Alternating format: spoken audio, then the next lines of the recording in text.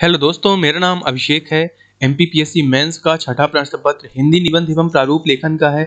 इसमें प्रारूप लेखन में एक पॉइंट है, एक टॉपिक है अधिसूचना का। इसी को नोटिफिकेशन बोलते हैं इंग्लिश में। तो दोस्तों चलिए बात कर लेते हैं इन ब्रीफ की अधिसूचना होता क्या है।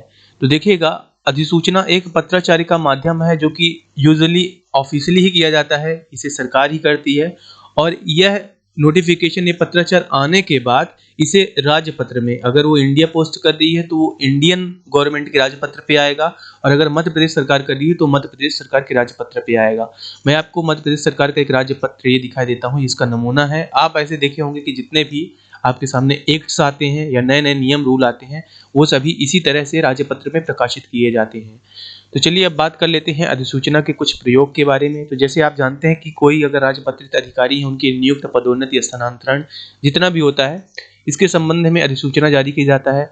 और जितने भी नियम, कायदे, कानून बनते हैं, जो आदेश वगैरह रहता है सरकार का, या कोई नया अगर कानून बन रहा है तो वो भी अधिसूचना द्वारा आप सभी के सामने आ जाएगा और बाद में उसे राजपत्र में प्रकाशित किया जाता है। और अगर मान लीजिए कोई पावर है, कोई शक्ति अगर सौंपने की बात है, तो उसे भी अधिसूचना के द्वारा प्रकाशित किया जाता है।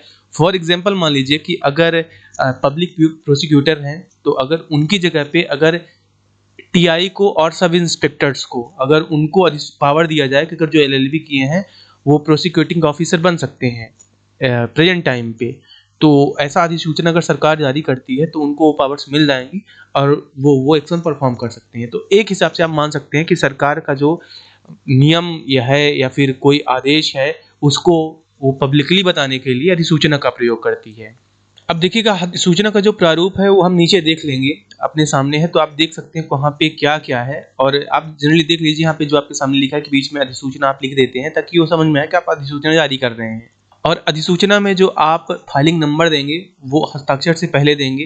यूजुअली जैसे मान लीजिए कि एक ही आपके सामने फॉर्मेट है, यहाँ पे वो विभाग का नाम हो जाएगा, जैसा भी है, अधिसूचना है, स्थान दिनांक वगैरह जो भी आपका कंटेंट रहे, उसके बाद यहाँ पे फाइलिंग नंबर आप दे सकते हैं, ठीक ना। अधिसूचना में एक मेन बात ये रहती है कि इसमें कोई काट छांट नहीं होना चाहिए जो आपका अधिसूचना रहे, और साथ ही साथ हस्ताक्षर के साथ भी कोई संशोधन या अपडेशन नहीं होना चाहिए।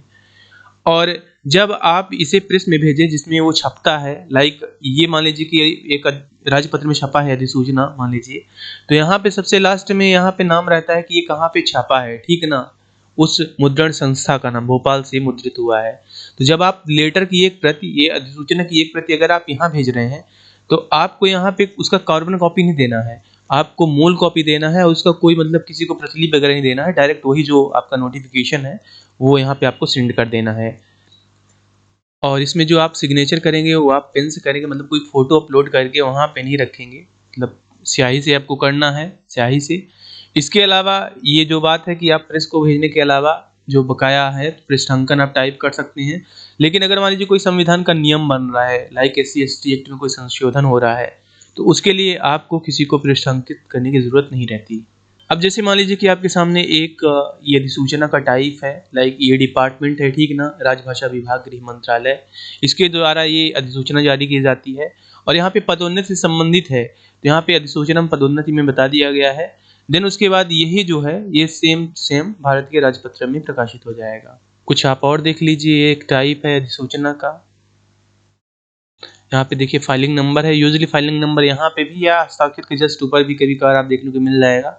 और देखिएगा जो भी अधिसूचना जारी होता है, तो यहाँ पे ये मध्य प्रदेश अगर स्टेट करता है तो राज्यपाल के नाम से भी कोई आदेश जारी होता है।